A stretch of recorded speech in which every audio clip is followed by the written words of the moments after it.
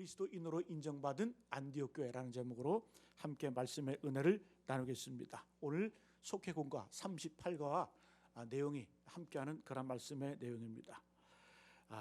안디옥 교회의 특징은 우리 11장과 13장에 잘 소개하고 있는데요. 26절에 보듯이 비로소 안디옥에서 그리스도인이라 일컬음을 받았더라. 어찌 보면 1장부터 10장까지는 예루살렘 본토, 예루살렘 교회를 중심으로 하나님의 역사가 진행됐다고 한다면, 이제 11장부터 나오는 이 안디옥 교회를 중심으로 이제 하나님의 역사, 하나님의 선교가 이방으로 옮겨지는 그런 그 분기점에 바로 안디옥 교회가 있었습니다. 그래서 이 안디옥 교회는 하나님 나라 영광에서 존귀하게 또 복되게 쓰임 받은 그런 교회가 바로 안디옥 교회였습니다. 그래서 오늘 이 안디옥 교회의 모습을 통해서 참된 교회의 모습을 함께 본받고 또 따라가는 저와 여러분 되시기를 간절히 축복합니다. 여러분, 기독교 역사 가운데 모델이 되는 교회가 있죠. 바로 성경에 나오는 초대교회를 말합니다. 초대교회.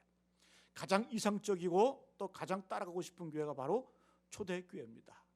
근데 우리가 성경을 읽어보게 되면 우리의 기대와는 달리 초대교회 많은 분쟁이 있었고 또 여러 가지 다툼과 혼란이 있었습니다. 고린도전서를 보게 되면 1장을 딱 펴자마자 사도 바울이 이야기하는 게 무엇입니까? 편지를 보내면서 이 고린도 교회 분쟁을 말합니다. 네 파로 나뉘어서 나는 바울파다, 나는 아볼로파다, 나는 게바파다, 나는 이러저도 싫다, 그리스도파다. 그러니까 예수와 그리스도가 싸우는 교회도 있다 그러더라고요. 그죠? 그러니까 고린도 교회를 보게 되면 능력 있는 교회, 하나님께 쓰임 받은 교회이지만은 그러나 그 속에는 이런 분쟁과 다툼이 있었다라는 거예요. 갈라디아서 2장을 보게 되면 이 사도 바울이 대선배인 베드로에게 비난하고 또 베드로를 책망하는 그런 내용도 나옵니다. 또 사도행전 우리가 말씀을 보게 되면 헬라파 유대인들, 헬라파 기독교인들과 유대파 기독교인들이 이 구제의 문제를 가지고 함께 다투는 그런 모습도 우리는 보게 됩니다. 여러분, 사도행전 15장을 보게 돼도 선교 동역자였던 바울과 바나바가 마가라는 그 요한 때문에 서로 분란이 일어나서 바울은 신라를 데리고 수리아와 길리기아로 가서 복음을 전하고 또 바나바는 이 마가를 데리고 구브로로 가서 선교를 합니다. 그런데 우리가 초대교회를 보게 되면 성경은 가감없이 초대교회 약점을 말하고 또 허물을 그대로 드러냅니다. 그럼에도 불구하고 우리는 사도행전에 나오는 이 초대교회를 가장 이상적인 교회, 또 우리가 닮아야 될 교회라고 말하는 그 근거가 뭘까요? 이 모든 것들을 다 떠나서 이런 약점과 모습에도 불구하고 초대교회는 분명한 것은 성령께서 인도하는 교회다라는 거예요. 성령이 역사하는 교회였고 또 말씀이 이끌어가는 그러한 교회였기에, 여러분 모든 교회 다 마찬가지, 초대교회는 우리 교회도 마찬가지죠. 잡음이 있고 다툼이 있고 때로는 분쟁이 있고, 그렇지만 교회의 본질은 뭐다? 초대교회는 바로 하나님의 말씀이 또 그리고 성령의 역사가 운행하는 교회였기 때문에 그것이 하나님의 교회였고 하나님의 뜻을 이루는 그런 교회인 줄로 믿습니다. 여러분, 그렇습니다. 교회는 인간적인 생각이 있을 수 있어요. 식견이 나타날 수 있어요. 인간적인 방법이 동원될 수 있지만, 그러나 그런 가운데에서도 본질적으로 하나님의 성령이 역사하는 교회가 진정한 교회의 모습인 줄로 믿습니다. 여러분, 안디옥 교회가 바로 그런 교회였다라는 거예요. 뭐 이방 교회였기 때문에, 이방 땅에 있는 교회였기 때문에 수많은 인종, 다양한 문화, 또 다양한 출신, 여러 가지 인종이 겹치면서 분란의 소지도 많았고 잡음도 많았고, 그러나 이 안디옥 교회, 이방 선교의 중심이 되어서 하나님의 뜻을 이루어가는 위대한 교회가 된 줄로 믿습니다. 여러분, 안디옥 교회의 특징은 뭐냐? 오늘 26절, 11장 26절을 보게 되면 놀라운 고백을 합니다. 비로소 그리스도인이라 일컬음을 받았다. 그리스도인이라 일컬음을 받았다. 영어로 말하면 크리스찬.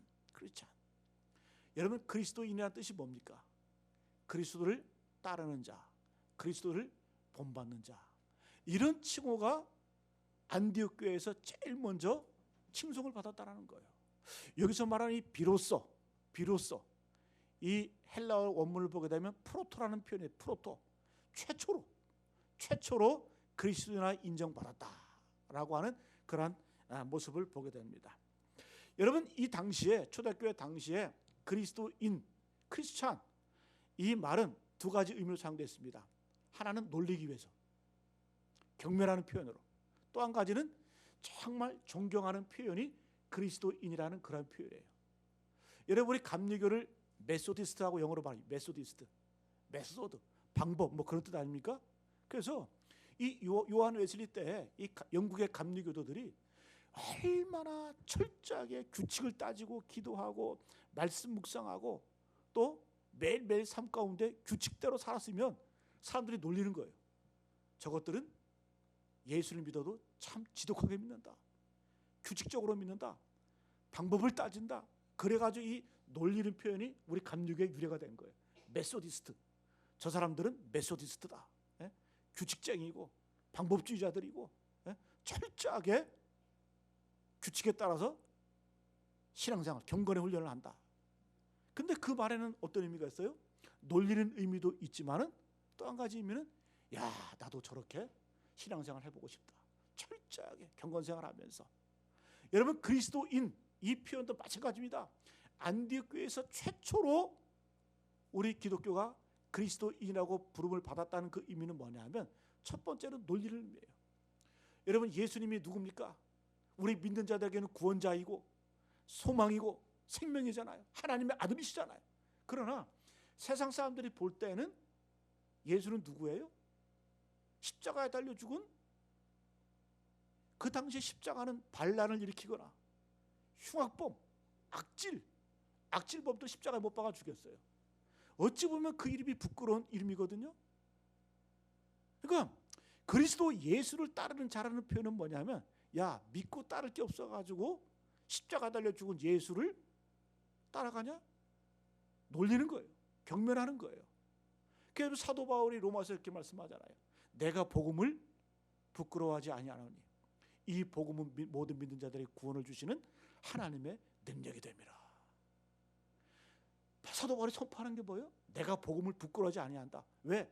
그 당시에는 예수라는 그 이름을 언급하는 것조차가 부끄러운 일이었기 때문에. 그러나 사도 바울은 당당히 외치죠. 내가 복음을, 예수 이름을 부끄러워하지 아니한다. 왜?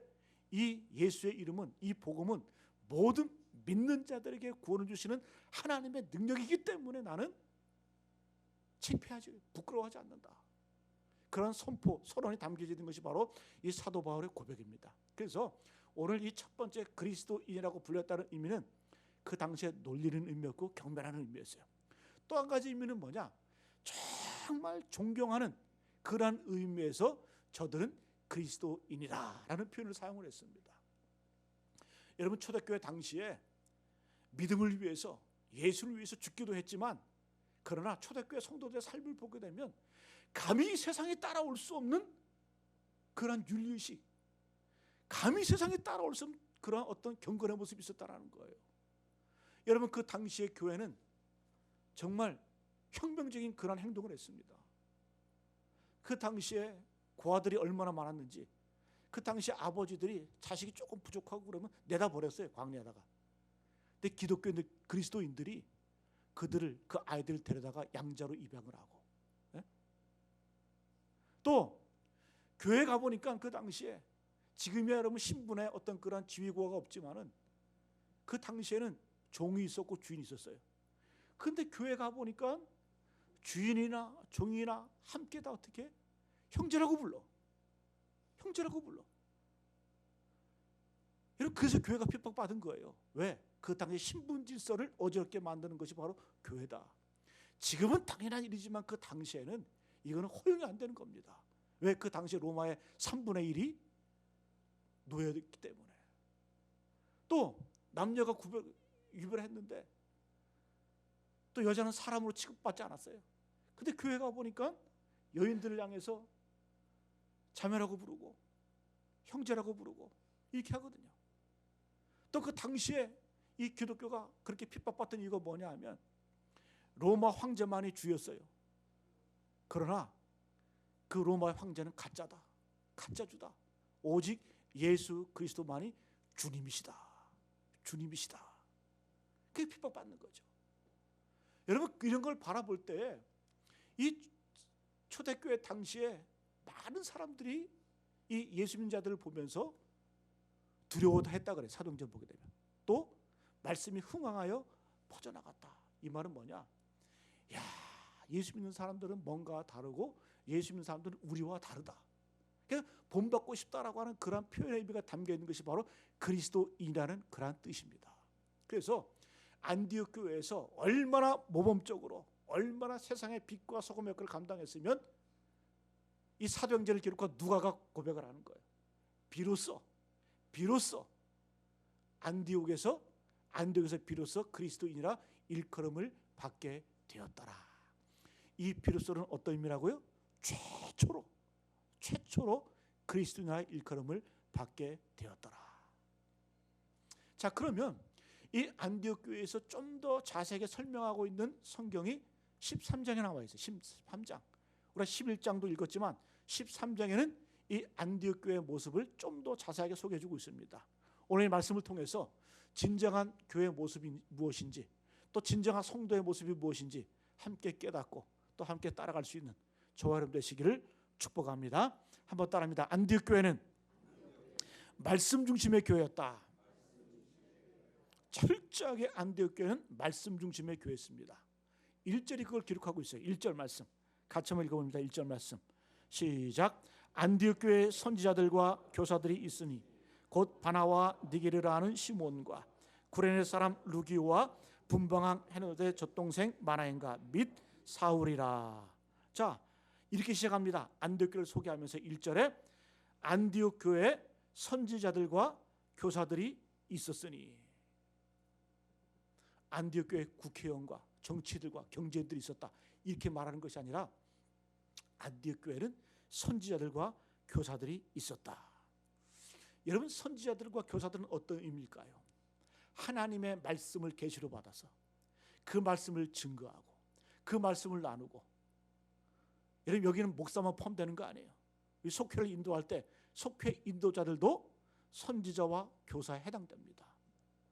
여러분, 교회는 어떤 교회가 이상적인 교회고 부흥하는 교회, 힘 있는 교회입니까? 말씀이 흥황하고 어떤 모임이든지 간에 하나님의 말씀을 나누고 묵상하고 그 말씀을 따라가는 교회가 바로 안디옥 교회 같은 그런 본질적인 교회, 하나님이 기뻐하시는 그런 교회인 줄로 믿습니다. 여러분, 선지자들과 교사 비슷한 것 같지만 조금 다릅니다. 이 선지자들의 의미는 신비적인 영적인 의미가 강합니다. 왜? 이 선지자들은 구약 신경에 보게 되면 하나님의 계시를 직접 받아서 그 계시의 말씀을 전하는 사람들이 선지자들이었어요. 하나님이 특별히 정한 사람들, 특별히 정한 때에 하나님의 부르심을 받아서 하나님의 말씀을 대언하는 자들이 선지자들이었습니다. 근데 교사는 조금 다르죠. 교사는 하나님의 말씀 경이 있어요. 그 하나님의 말씀을 읽고 분석해 나가면서 가르치고 또 그 말씀을 가지고 섬기는 자들이 바로 교사들입니다. 약간 지적인 의미가 강합니다. 그래서 선지자와 교사가 있었다는 의미는 뭐냐? 교회는 영적으로 신비적으로 그런 하나님의 성령의 역사가 있었을 뿐만 아니라 또 지성적으로 이성적으로 하나님의 말씀을 읽고 연구하고 묵상하고 상고하는 일들이 같이 병행됐다는 거예요. 어떤 교회는 은사가 강한 교회가 있어요. 성령의 역사, 기도만 강조하는 교회가 있어요. 여러분, 그런 교회는 건강한 교회가 아닙니다. 물론 그거 강조해야 되죠. 그러나 동시에 하나님의 말씀을 읽고 묵상해 어떤 것이 올바른 길인지 하나님의 인도를 받는 교회, 이것이 바로 영성과 지성이 함께 균형을 맞춰 나가는 교회가 진짜 하나님이 기뻐하시고 든든한 교회, 건강한 교회인 줄로 믿습니다. 저는 우리 교회가 그런 교회가 됐으면 좋겠어요. 기도 열심히 하고 방언도 터지고 은사도 터지고, 예? 여러분, 그래 역독성이 있거든요. 예? 그래서 여러분, 우리가 금요 기도회 할 때 이렇게 보면 지난주에도 참 저도 인도하면서 은혜가 많이 됐는데 기도하는 교회가 돼야 돼요. 왜? 주님 말씀하셨잖아요. 기도 외에는 이런 유가 나갈 수 없다. 기도하지 않는 교회는 역사가 나타나지 않아요. 또 기도해야 되지만 동시에 또 하나님의 말씀으로 철저하게 무장해야 흔들림이 없는 그런 교회가 될 수 있습니다. 안디옥 교회 어떤 교회라고요? 안디옥 교회 선지자들과 교사들이 있으니 영성 그리고 지성을 갖춘 이성을 갖춘 그런 교회, 건강한 교회인 줄로 믿습니다. 또 2절과 3절을 보게 되면 그런 의미가 제가 읽어드릴게요. 주를 섬겨 금식할 때에 성령이 이르시되 내가 불러 시키는 일을 위하여 바나바와 사울을 따로 세우라 하시니 이에 금식하여 기도하고 두 사람에게 안수하여 보내니라. 주를 섬겨 금식할 때, 이 주를 섬긴다는 말이 뭘까요? 섬긴다는 의미는 헬라어로 아바드라는 표현, 아바드. 그런데 이 아바드는 두 가지 의미가 있어요. 섬긴다는 의미가 있고 예배한다는 의미가 있어요. 그러니까 여기서 말하는 주를 섬겼다는 얘기는 뭐예요? 하나님을 예배하고 주께 예배하며 금식했다라는 그런 표현이에요. 여러분, 예배하고 금식하니까 성령의 역사가 나타나는 거예요. 그 다음에 나오는 결과가 뭐예요? 성령이 이르시되, 성령님이 하시는 말씀을 듣게 되었다라는 거예요. 어떻게 할 때? 예배할 때.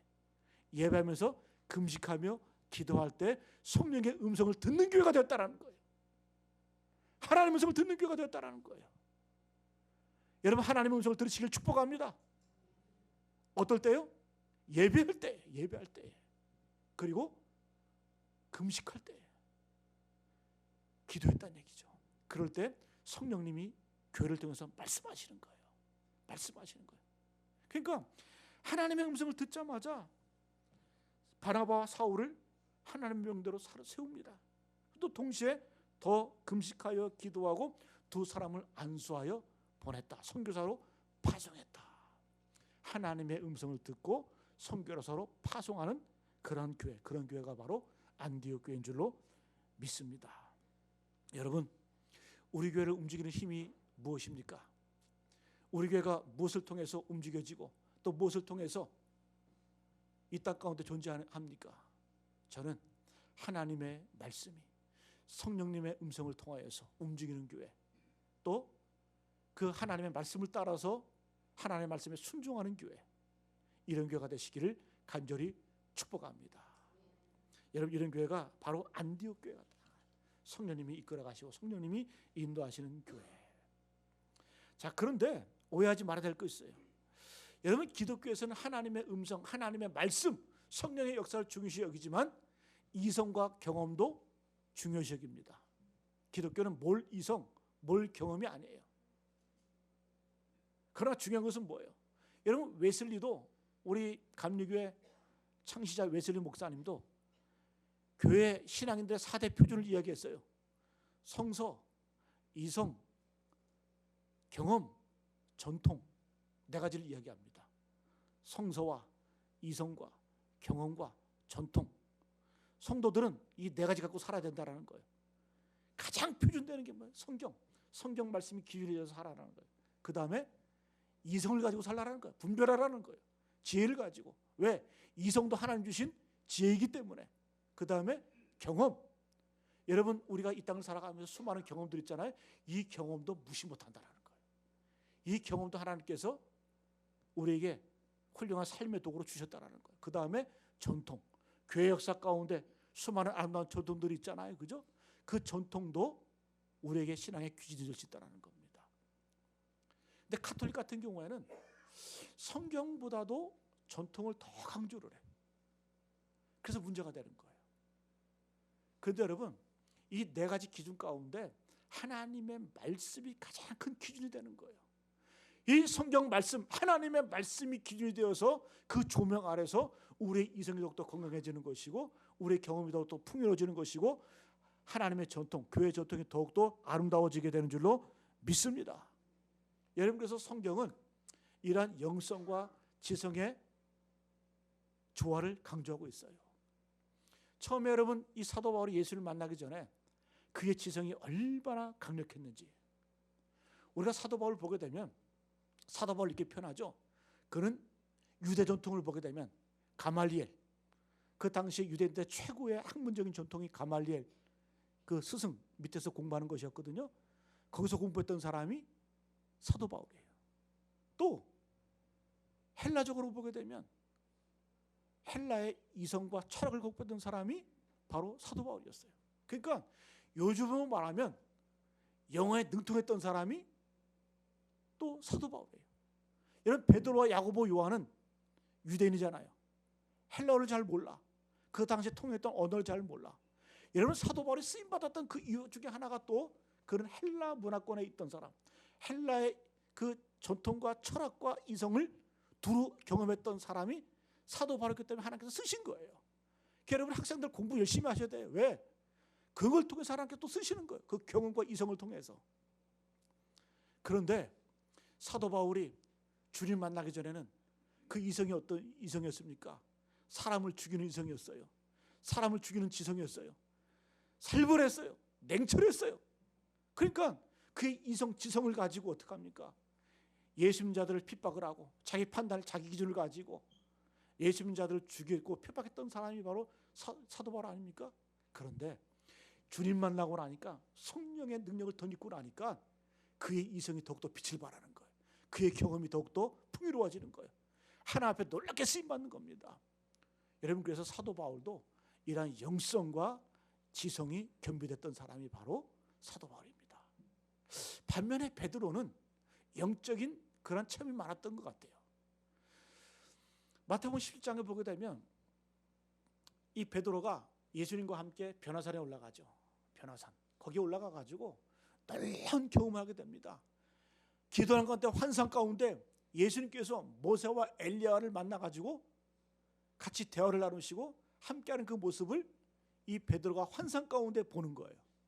그러니까 이 베드로가 감당할 수 없는 그런 경험 때문에 자기도 알지 못하는 말을 해요. 그 주님을 향해서 이렇게 말하죠. 주여, 내가 여기 있는 것이 좋사오니 이 신비, 이 환상, 이 영적인 체험 너무 좋습니다.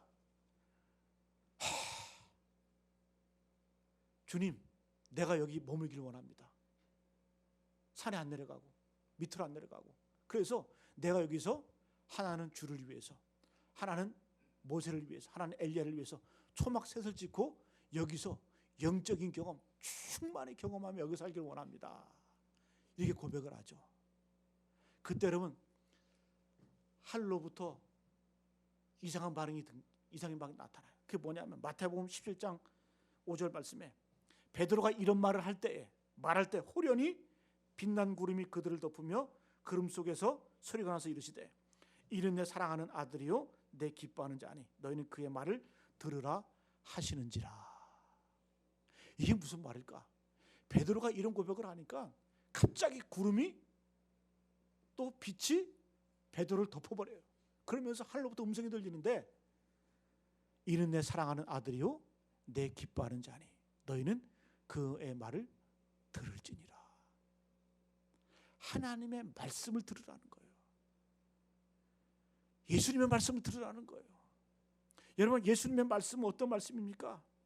경험도 중요하고 체험도 중요한데 하나님의 말씀, 이 말씀을 가지고 지혜를 가지고 분별력을 가지고 산 안으로 내려가서 하나님의 말씀대로 살아 순종하는 것이 건강한 믿음임을 하나님께서 보여주시는 거예요. 여러분, 우리 신앙생활 때 그런 분들 저는 많이 봤어요. 아예 기도원에서 살아. 왜? 그 기도원의 황홀경이 너무 좋거든. 그 체험이 너무 기쁘거든. 하늘을 걷는 것 같거든. 내려오기 싫거든요. 그런데 하나님은 뭐라고 말씀해요? 환상도 중요하고 체험도 중요하지만 그러나 우리가 가야 될 곳은 이 땅이다. 이곳에 가서 하나님의 말씀대로 사는 것, 하나님의 순종하며 사는 것, 이것이 바로 건강한 교회이고 건강한 성도의 모습임을 우리에게 보여주고 있습니다. 여러분, 우리 개인적으로도 마찬가지예요. 이런 영성과 이런 이성이 함께 가는, 하나님의 말씀이 함께 가는 그런 교회, 그런 우리 모두 되시기를 축복합니다. 두 번째, 안디옥 교회는 이 다양성 속에 통일성 속에 다양성이 존재하는 그런 교회. 신비죠, 신비. 다양한데 하나가 돼. 또 하나인데 또 다양해. 이게 신비예요, 신비. 여러분, 교회 신비라는 거죠. 우리 1절 우리가 읽었잖아요. 안디옥 교회 선지자들과 교사들이 있으니 그 다음에 어떤 지도자들이 있었는지 한번 볼까요? 곧 바나바와 니게르라 하는 시몬과 구레네 사람 루기오와 분봉왕 헤롯의 젖동생 마나엔과 및 사울이라. 5명의 선지자와 교사가 등장을 합니다. 자, 이 사람들을 한번 면면히 볼까요? 바나바는 명문 집안의 사람이에요. 사도 바울의 버금가는 그러한 집안이 훌륭하고 귀족, 이 출신이 바로 바나바입니다. 두 번째, 시몬이 나오죠. 시몬. 근데 그 시몬 앞에 뭐가 뭐냐? 니게르라는 시몬이나 니게르라는 시몬. 이 니게르라는 말은 흑인. 영어의 니그로란 말씀은 이게 흑인 비하는 말이거든요. 큰일 나요. 니그로, 흑인. 그러니까 이 바나바와 같은 명문 귀족 가문도 있지만 니게르라는 시몬, 지금의 북아프리카. 여러분 요즘에 난리 났잖아요. 북아프리카, 모로코 지진 때문에 몇 명이 죽은지도 모르잖아요. 또 리비아 홍수가 나가지고 도시 막 3분의 1이 막 날아갔다 그러잖아요. 그죠? 뭐 잠정적으로 2만 명 이상 죽었다 그러잖아요. 그 지역이 북아프리카예요. 그 니게르라는 그 시몬, 이 사람이 어디야? 바로 고 출신이라는 거죠. 흑인이었다는 거죠. 자, 그 다음에 구레네 사람 루기오. 이 구레네도 지금의 북아프리카 가나, 또 부르기나 파소, 그쪽 지역이 바로 이 구레네, 키레네 그 지역이거든요. 그러니까 이 루기오도 흑인입니다. 흑인. 그 다음에 등장하는 인물, 분봉왕 헤롯의 젖동생 마나엔. 이 사람은 왕족입니다. 왕족. 왜? 헤롯과 함께 젖을 같이 먹었던 동생, 왕족이죠. 마나엔. 그 다음에 사울 등장합니다. 자, 한번 보세요. 이 지도자들 가운데는 노예도 있고 흑인도 있고 귀족도 있고 왕족도 있어요. 그런데 안디옥 교회는 어떤 교회였다고요? 여러분, 이 사람들이 함께하기가 쉽습니까? 오늘날은 이게 가능하지만 오늘날도 이게 힘든데, 안디옥 교회는 흑인도였든지 간에 왕족이었든지 간에 귀족이었든지 간에 아니면 말이 배웠든지 간에 다 하나가 되어서 어떻게 용광로처럼 녹아내리는 교회가 바로 안디옥 교회였습니다. 여러분, 건강교회는 어떤 교회라고요? 서로의 마음문을 열고 서로를 인정해주고 존중해주고 사람의 장벽을 뛰어넘어야 돼요. 환경의 장벽을 뛰어넘어야 돼요. 그리고 인종의 장벽, 민족의 장벽을 뛰어넘는 교회가 안디옥 교회였다는 거예요. 저는 이걸 보면서 정말 안디옥 교회는 대단한 교회였다. 이게 어떻게 가능할까? 그런데 가능했어요. 실제적으로 안디옥 교회는 이렇게 지도자들이 흑인이든지 간에 노예든지 간에 배운 자들이 못 배웠든지 간에 왕족이든 귀족이든지 간에 어떤 자들이 뭐든 간에 다 모여서 함께 녹아내리고 그 속에서 선교하고 전도하고 파워가 있는 그런 교회가 바로 안디옥 교회였다는 겁니다. 여러분, 우리가 이런 교회 되시기를, 또 이런 성도 되시기를 간절히 축복하며 기원합니다. 이런 교회를 하나님이 기뻐하시는 교회예요. 주님께서는 우리가 뭐라고 말씀해? 너희는 세상의 소금과 빛이다. 소금은 녹아내려야 돼요. 이 초가 빛을 내기 위해서는 녹아내려야 돼요. 희생에 섬겨야 돼요. 내 마음을 열어야 돼요. 그래야 하나가 될 수 있는 겁니다. 마지막으로 안디옥 교회는 보내는 교회였습니다. 선교하는 교회, 전도하는 교회였어요. 자, 2절 3절 제가 읽어드릴게요. 2절 3절 다시 한번. 주를 섬겨, 이 말은 예배했다는 얘기죠. 그죠? 금식할 때에 성령이 이르시되 내가 불러 시킨 일을 위하여 바나바와 사울을 따르어 세우라. 이건 하나님이 명령하신 거예요. 성령님이 감동하신 거예요. 성령께서 안디옥 교회를 향해서 바나바와 바울을 따로 세워. 그런 다음에 어떻게? 이 두 사람 놓고 기도해, 금식해. 여러분, 안디옥 교회는 지도자를 세울 때 그냥 세우지 않았어요. 기도하면서 금식하면서 지도자를 세워나갑니다. 그리고 마침내 이 두 사람을 안수하여서 선교사로 파송하게 됩니다. 그래서 바나바와 바울이 기독교 역사 가운데 위대하게 선교사로 쓰임받은 그런 모습, 그런 교회가 바로 생명을 흘러 넘쳐 전하는 교회가 바로 안디옥 교회인 줄로 믿습니다. 여러분, 우리 교회가 더욱더 선교하는 교회, 전도하는 교회, 생명을 유통하고 축복을 전하는 그런 비전, 그런 꿈이 흘러넘쳐나는 교회 되시기를 간절히 축복합니다. 여러분, 출애굽기에 나오는 하나님께서 이스라엘 백성들을 애굽 땅에서 불러내신 목적을 세 가지로 말합니다. 하나님이 왜 이스라엘 백성들을 불러내셨을까? 마찬가지 오늘 지금 저와 여러분 하나님께서 왜 부르셨을까요? 제가 지난 금요 기도회 시간에 세 가지로 말씀드렸죠. 하나님 우리를 부르신 목적, BMW,